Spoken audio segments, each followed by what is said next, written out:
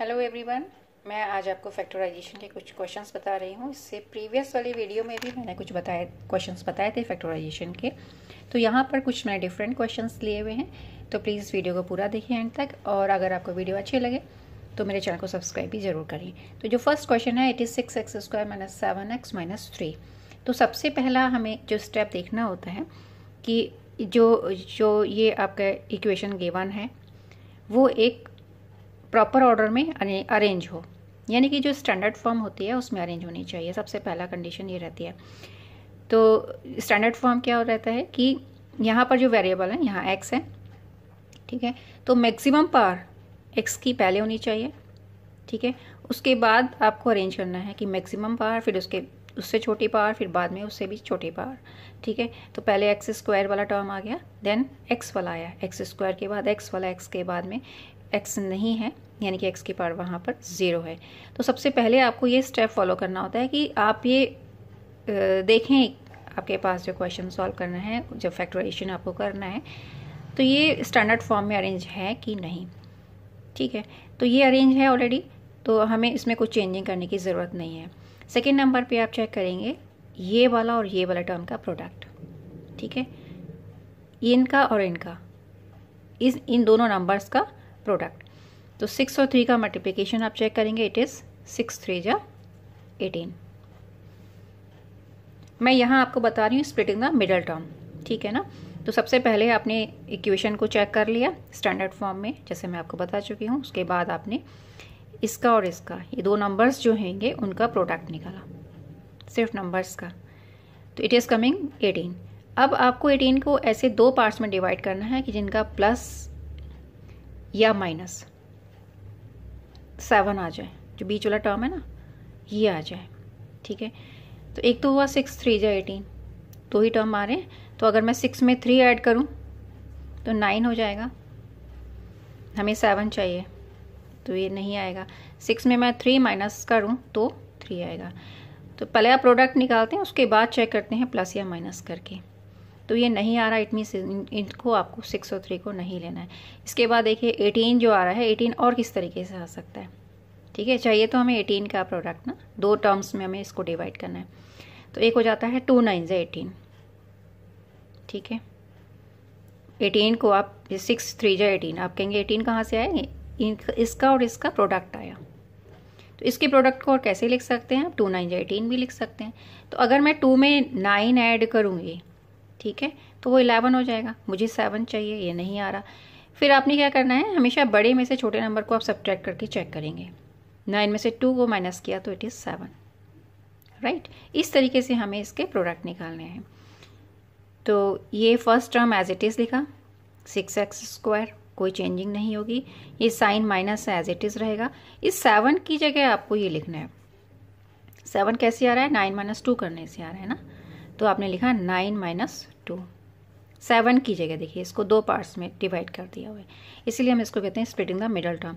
तो डायरेक्ट हम इससे नहीं जाते हैं कि हम इसको ही चेक कर रहे हैं, हम पहले इन दोनों का नंबर्स का प्रोडक्ट निकालते हैं। उसको आप इस तरीके से दो पार्ट्स में डिवाइड करते हैं कि उसका प्लस या माइनस मिडल वाला नंबर आ जाए। एक्स लिखा रहने देंगे एज इट इज़ बाहर, जो ब्रैकेट के बाहर है, देन -3, राइट। अब इसको आप ब्रैकेट को ओपन करेंगे, so first term will be 6x², ठीक है, माइनस।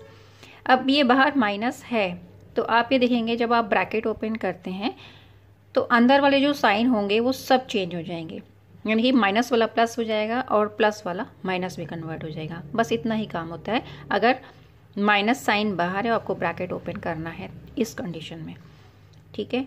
तो अब ये 9 का साइन क्या है, ब्रैकेट के अंदर चेक करिए, ठीक है। बाहर तो माइनस है, हमें समझ आ गया, तो अंदर वाले साइन सारे चेंज होंगे ना। तो अंदर साइन क्या है, 9 का प्लस है, तो ये माइनस के साथ आएगा, 9 आ जाएगा। इसके इधर ब्रैकेट के बाहर x भी लिखा हुआ है, तो x के साथ ही मल्टीप्लाई है, तो 9x हो गया। देन इस 2 का साइन क्या है, माइनस है, राइट। और बाहर चूंकि माइनस साइन लगा था तो माइनस का साइन कन्वर्ट होके प्लस हो गया, और 2x, x as it is आ गया, देन -3। बहुत सिंपल है। इसके बाद इन दो जो टर्म है फर्स्ट टू, इसमें आप कॉमन लेंगे। कॉमन क्या आएगा, एक तो x दिख रहा है, यहाँ पर x है, ये x² तो x आ गया। और उसके बाद 6 और 9 में अब जो कॉमन देखेंगे वो 3 आएगा, 3 से 6 भी डिवाइड कम्प्लीटली हो रहा है, 9 भी डिवाइड हो रहा है और फर्दर डिविजिबल वो नहीं है नंबर्स, इसलिए। ठीक है, सो मैक्सिमम आपको कॉमन निकालना होता है, बार बार नहीं निकालते हम, एक ही बार में हम कॉमन कंप्लीट निकाल लेते हैं। तो 3x हो गया। तो आप देखिए 3 से डिवाइड करेंगे 6 को कितना आ रहा है 2, क्वोशिएंट लिखना होता है। एक x बाहर आ गया तो एक x अंदर आएगा, एक x का मतलब x की पावर, ठीक है, x की पावर 1 ही बाहर आएगी, तो आपको 1 दिखाने की ज़रूरत नहीं होती है। ठीक है, अब ये साइन माइनस है तो माइनस लगा दीजिए। 3 का टेबल फिर से रीड करिए, 3 3 जा 9 होता है तो 3 आ गया क्वेश्चन, x बाहर चला गया, कुछ नहीं बचा, ब्रैकेट क्लोज्ड। देन ये प्लस है तो प्लस लगा दीजिए बिना किसी हेजिटेशन के, क्योंकि हम स्टार्टिंग से सही करके आ रहे हैं तो यहाँ कोई प्रॉब्लम नहीं है। आपको प्लस है, डायरेक्ट प्लस लगाइए, आगे नहीं सोचना पड़ता फिर हमें। अब 2x और 3 में कुछ भी कॉमन नहीं है एक्सक्लूडिंग 1। जब कुछ भी कॉमन नहीं होता तो उसको खाली ऐसे नहीं छोड़ते हैं, आप उसकी जगह 1 लिख लेते हैं, 0 बिल्कुल ना लिखें, ध्यान रखें यहाँ पर। इसके बाद में अब 1 लिखा है तो अब डेफिनेटली कुछ भी कॉमन जो आप जो लिखेंगे ना, और कोई नंबर इसके अलावा नहीं आएगा। जब 1 आपने लिख लिया है तो जो ये नंबर्स बचे, ये हुआ 2x minus 3 as it is आ जाएगा। अब यहाँ से हमें समझ आ जाता है कि हमारा क्वेश्चन राइट है कि रॉन्ग है। हमारा बिल्कुल करेक्ट है, क्योंकि ये हमने साइन का आपने प्रॉपरली ध्यान रखा ही, साथ में ये 2x माइनस 3 ब्रैकेट के अंदर जो नंबर्स आ रहे हैं, जो टर्म्स आ रहे हैं, आई मीन ये टर्म्स पूरे हैं, तो ये वाला और ये वाला सेम है। ये अगर सेम आ रहे हैं, साइन की भी कोई प्रॉब्लम नहीं है, इट मीन्स आपका क्वेश्चन अभी तक आप जो कर रहे हैं करेक्ट कर रहे हैं। तो आप एक ब्रैकेट में आप ले लीजिए 2x माइनस 3। अब इसको ऐसे ही छोड़ देंगे तो वो कन्फ्यूजन हो जाती है। अगर आपके पास एक से ज़्यादा टर्म है तो यूज़ ब्रैकेट। ठीक है, ब्रैकेट लगा दिया। अब अंदर फिर से ब्रैकेट यूज़ करना ही पड़ेगा डेफिनेटली। तो इस वाले में क्या आएगा, ये पूरा एक टर्म था ना, 2x माइनस 3 बाहर ले लिया तो क्या बचा अंदर 3x। ये साइन देखिए प्लस, अब ये पूरा बाहर चला गया तो क्या बच रहा है 1। अगर हम यहाँ पर इससे पहले वाले स्टेप में आप चेक करिए, कुछ भी कॉमन नहीं था तो मैंने कहा ना 1 लेना है। अगर आप 1 नहीं लिखते यहाँ पर तो यहाँ पर फिर क्या लिखते, छोड़ना पड़ता है ना। सो आपके पास जब देखते हैं पूरा टर्म में कुछ भी कॉमन नहीं है तो आप 1 एज अ कॉमन जरूर ही शो करेंगे। इसके बाद नेक्स्ट क्वेश्चन, अब ये है next question, x² plus 2x minus 143।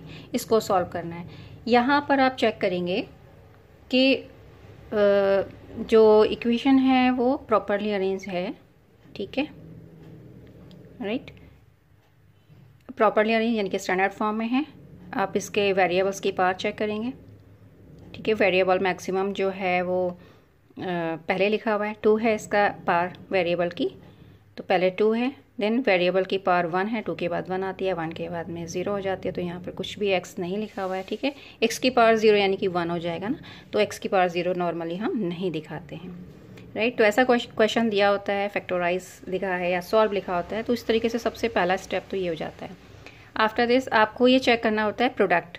तो ये लास्ट वाला नंबर जब अरेंज हो जाता है उसके बाद देखना होता है। ये 143 है और x² के साथ में यहाँ पर क्या है, कोई भी नंबर नहीं है, इट मीन्स ये 1 है, तो आपको सिर्फ 143 ही लेना है। अब 143 में आप इससे पहले के जो क्वेश्चन लिया था वो 6 3 18 करके हमने शो कर दिया था उसको। जब नंबर्स काफ़ी बड़े होते हैं, लाइक यहाँ पर 143 है और डायरेक्ट आप किसी टेबल में रीड नहीं कर पा रहे हैं, तो उस कंडीशन में क्या करना होता है कि अच्छा यहाँ मैंने ये ऐसे लगाया हुआ है, इसको आप माइनस ना समझें, ये 1 है। ठीक है, तो इसको फाइंड आउट करने के लिए इसमें टाइम बहुत वेस्ट होता है कि हम सोचते रहें कि किसके प्रोडक्ट के साथ क्या निकलेगा। तो इसमें हम एलसीएम मेथड अप्लाई करते हैं, बहुत सिंपल है। देखिए अब यहाँ पर हमें डिविजिबिलिटी पता होनी चाहिए। ठीक है, तो डिविजिबिलिटी अब बाहर पीछे जो सबसे लास्ट जो डिजिट है इसमें और नंबर किया तो डेफिनेटली हम इवन नंबर तो ट्राई नहीं करेंगे। लास्ट में 0 नहीं है ना, और 5 नहीं है तो 5 से भी डिवाइड हम नहीं करेंगे।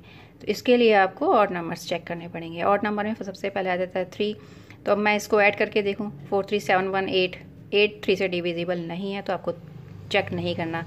जब 3 से नहीं है तो डेफिनेटली ये 9 से भी नहीं जाएगा, है ना, तो 9 भी नहीं चेक करेंगे। अब आता है 7, 5 तो मैंने बता दिया 0 या लास्ट में 5 होना चाहिए था, तो 5 से डिविजिबिलिटी चेक करते हैं। तो ये कुछ चीज़ें आपको हमेशा ध्यान रखनी है और ये बहुत क्विकली हो जाता है काम। ठीक है, टाइम नहीं वेस्ट करना पड़ता, बस आप ये चेक करें कि इवन है या ऑड है, उस अकॉर्डिंग आप स्टार्ट करें डिवाइड करना। तो 7 से चेक करेंगे, 7 2 जा 14, 3 बचता है, नहीं कर सकते है ना। तो अब आप देखेंगे 7 के बाद में आ जाता है 11, 9 से हम पहले ही चेक कर चुके हैं क्योंकि 3 से डिवाइड ये नहीं हो रहा था। तो अब आप देखेंगे 11 से आप डिवाइड करेंगे तो ये डिवाइड हो जाता है, 11 बन जाए 11, 3 बचता है, 11 3 जा 33, ठीक है। अब 13 मैंने यहाँ लिख लिया, 13 बन जा 13। तो 11 और 13 की मल्टीप्लाई करेंगे तो डेफिनेटली 143 आएगा, और 13 में से 11 को माइनस करेंगे तो 2 आ जाएगा। इस तरीके से हम प्रोडक्ट निकाल के उसको हम 2 टर्म्स में ले आते हैं, क्योंकि हमने इस पर्टिकुलर मिडिल टर्म यहाँ पर अप्लाई कर रहे हैं इसलिए। तो 13 माइनस अगर मैं 11 करती हूँ तो आ जाता है 2। ध्यान रखिए हमेशा बड़े नंबर को पहले ही अगर आप सब्ट्रैक्ट करने के लिए देखते हैं तो फिर साइन की कन्वर्जन नहीं करनी पड़ती। तो ये एक्स स्क्वायर था, जो 1 था 1 लिखने की ज़रूरत नहीं है, आप सीधे एक्स स्क्वायर लिखें, प्लस एज इट इज़ लिखिए। 2 की जगह हम क्या लिखेंगे अब, 13 माइनस 11, तभी तो 2 आ रहा था ना 13 माइनस 11 करने से, और 13 और 11 की मल्टीप्लाई करने से 143 आ रहा था। फिर आपने एक्स एज इट इज़ लिख दिया ब्रैकेट के बाहर, क्योंकि हमने 2 की जगह 13 माइनस 11 लिखा है ना, 13 में से 11 माइनस करते हैं तो 2 आता है, तो 2x ही हो जाएगा, माइनस 143। फिर साइन का कहीं से कोई चेंजिंग कोई प्रॉब्लम नहीं आती है, आप ध्यान से करते जाइए स्टेप्स, आप बस आपको अंडरस्टैंड करने हैं। फिर आप x square as it is लिखेंगे। यहाँ पर आपके पास बाहर देखिए प्लस साइन है, तो आपको कुछ भी साइन चेंज करने की ज़रूरत नहीं है। इस 13 का साइन प्लस है तो ये प्लस ही रहेगा, 13 के साथ मल्टीप्लाई एक्स की भी होनी है तो एक्स आ जाएगा, ये माइनस है तो डेफिनेटली माइनस ही रहेगा, 11x हो जाएगा, माइनस 143। अब देखिए फर्स्ट 2 जो टर्म्स हैं इसमें क्या चीज़ कॉमन है, इसमें हम कॉमन लेंगे और लास्ट के इसमें कॉमन लेंगे। तो ये x है, यहाँ पर नंबर तो कोई नहीं है क्योंकि 13 है, 13 प्राइम होता है, तो ये तो किसी के साथ में जाएगा नहीं अपने आप, और या 1 के अलावा, है ना। तो यहाँ से हम कॉमन नहीं निकालते। तो x आपने लिखा, अंदर क्या बचेगा, x की पावर 1 कॉमन लिया ना, कॉमन लिया है तो x की पावर 1 ही बचेगा। तो x की पावर 1 नहीं दिखाएंगे हम, सिर्फ x दिखाएंगे, right. Plus as it is लिख दीजिए, x बाहर चला गया तो क्या बचा अंदर, 13। अब यहाँ पर देखना, इसको नहीं देखना, सिर्फ इसको देखना है। अगर आप साइन प्रॉपरली अरेंज ऊपर से जैसे मैं आपको बता रही हूँ करते आ रहे हैं, तो ये माइनस है, डायरेक्ट माइनस लिख दीजिए। अब बचता है 11x और 143। साइन ना देखें आप, माइनस हमने लिख लिया है, बस ये देखना है हमें। तो 11x और 143 में क्या कॉमन आएगा, 11, क्योंकि 11 से जब आप डिवाइड करोगे 143 को तो 13 आ रहा है, 11 और 13 की मल्टीप्लाई आ रही थी ना 143, तो 11 से अगर मैं 143 को डिवाइड करूँगी तो 13 आएगा। तो यहाँ 11 कॉमन आ रहा है, 11 लिख लिया। x लेने की ज़रूरत नहीं है क्योंकि दूसरे टर्म में x नहीं है। तो यहाँ क्या बचा, 11 आपके पास बाहर आ गया तो ये x बचा। अब यहाँ साइन को देखिए, अगर आपने माइनस साइन बाहर ले लिया, यहाँ माइनस साइन मैं लिख चुकी हूँ, तो अंदर वाले जो टर्म्स बचेंगे जो हम ब्रैकेट के अंदर लिखेंगे उनके साइन कन्वर्ट हो जाते हैं। ये माइनस में था तो ये प्लस हो गया, ये भी माइनस में है तो ये भी प्लस हो जाएगा। बस इतना सा ध्यान रखना है और कुछ नहीं। प्लस वाले में कोई कन्वर्जन नहीं होती, बट माइनस वाले में कन्वर्जन होती है, साइन चेंज हो जाते हैं, माइनस वाला प्लस में और प्लस वाला माइनस में। ये दोनों माइनस के तो दोनों प्लस के हो जाएंगे। 11 से 143 को डिवाइड करेंगे सो इट विल बी 13। अब हमारा क्वेश्चन बिल्कुल करेक्ट है क्योंकि x + 13 यहाँ भी आ रहा है और यहाँ भी आ रहा है ना, तो x + 13 आप कॉमन ले लेंगे। 2 हैं टर्म्स तो आप ब्रैकेट यूज़ करेंगे, राइट। ब्रैकेट, दूसरा ब्रैकेट लगाया क्योंकि आपने कॉमन लिखा तो कुछ चीज़ें तो बचेंगी ना, तो जो बचेगा, अब x + 13 यहाँ से रिमूव करिए तो क्या बचेगा, x। ये माइनस से माइनस लगा दीजिए, x + 13 बाहर चला गया, क्या चीज़ बचती है, 11। तो आपके पास आंसर हुआ x + 13 × x - 11। अब ये है x² + 48x - 324, इसको हमें सॉल्व करना है या इसके फैक्टर्स फाइंड आउट कर रहे हैं। तो सबसे पहले जो है स्टेप्स मैं आपको क्लियर कर चुकी हूँ, वो अरेंज हैं ऑलरेडी। हम इसके पास के डिसेंडिंग ऑर्डर में हम अरेंज कर देते हैं। इसके बाद में आपने देखना है, प्रोडक्ट देखना है, तो 324 है, इधर 1 है तो 324 ही रहेगा। अब इतने बड़ी नंबर के हम 2 पार्ट्स में कैसे डिवाइड करें कि उसका प्लस या माइनस 48 आ जाए। तो नंबर्स जब बड़े होते हैं तो वहाँ पर आपको अप्लाई करना होता है एलसीएम रूल। एलसीएम हम फाइंड आउट करते हैं, तो जो प्रोडक्ट आता है उसका एलसीएम निकालिए। स्टार्टिंग आप हमेशा ये याद रखिए, हम लोग यहाँ प्राइम नंबर्स लेते हैं, राइट। तो इससे क्या होता है, इसमें आपके पास इजीली जो फैक्टर्स हैं निकल आते हैं। ठीक है, आप कहें मैं इसको 4 से डिवाइड कर दूँ, जल्दी से डिवाइड हो जाएगा, डिवाइड तो हो जाएगा, बट मे बी एंड में मुझे फैक्टर्स बनाने में प्रॉब्लम आए, मेरे पास ये नंबर जो 48 है ना आ पाए। ठीक है, तो आप प्राइम नंबर ही लें। तो मैं इसको 2 से स्टार्ट कर रही हूँ, लास्ट में 4 है तो डेफिनेटली 2 से डिवाइड हो जाएगा। तो 2 1 जा 2, 2 6 जा 12, 2 2 जा 4। इस तरीके से आपको इसको डिवाइड करते जाना है, प्राइम नंबर्स लेने हैं। ठीक है, 3 2 जा 6, 3 7 जा, देन 3 9 जा, देन ये आपकी जब प्रैक्टिस हो जाएगी तो ये चीज़ें आपको बिल्कुल जैसे रट जाती है ना, फटाफट से आप क्विकली आप इसको करते जाते हैं। तो इसकी थोड़ी प्रैक्टिस आपको करनी पड़ेगी, फिर आपको आराम से निकलते जाएंगे। अब जैसे मैंने आपको बताया इसके हम 2 टर्म्स में डिवाइड करेंगे। अब हम टर्म्स कैसे फाइंड आउट करें, है ना, जो इतने सारे नंबर्स आ रहे हैं ना, 2 2 3 3 3 3, इनको अब 2 टर्म्स में हमें कैसे कन्वर्ट करना है कि उसका प्लस या माइनस 48 आ जाए। बस यहाँ पर इसको ध्यान से आप समझ लीजिएगा कि किस तरीके से करिए। अगर मैं देखती हूँ कि यहाँ पर मैं फर्स्ट 2 टर्म ले लेती हूँ मल्टीप्लाई में, 2 2 जा 4 हो गया। ठीक है, फिर क्या बचा, ये सारे नंबर्स पड़े, 3 3 जा 9, 3 3 जा 9, 9 9 जा 81, 81 कर लिया। तो मेरे पास मल्टीप्लाई करके तो 324 ही आएगा, क्योंकि सबका प्रोडक्ट 324 ही है। लेकिन ये प्लस या माइनस करके मेरे पास 48 नहीं आएगा। नंबर्स में देख रही हूँ कि 4 और 81 बिल्कुल भी नहीं आएंगे प्लस या माइनस करके 48 में, तो इसको आपने नहीं लेना। इस तरीके से हम इसको चेक करते हैं। इसके बाद आपने कहा इसको और आगे चेक कर लेते हैं, 2 2 जा 4, 3 जा 12 कर लेते हैं। ठीक है, एक नंबर 12 ले लिया, बच्चे कितने नंबर्स, छोड़ना किसी को भी नहीं, ये याद रखें आप। ठीक है, सबके प्रोडक्ट निकाल के हम चेक कर लेते हैं।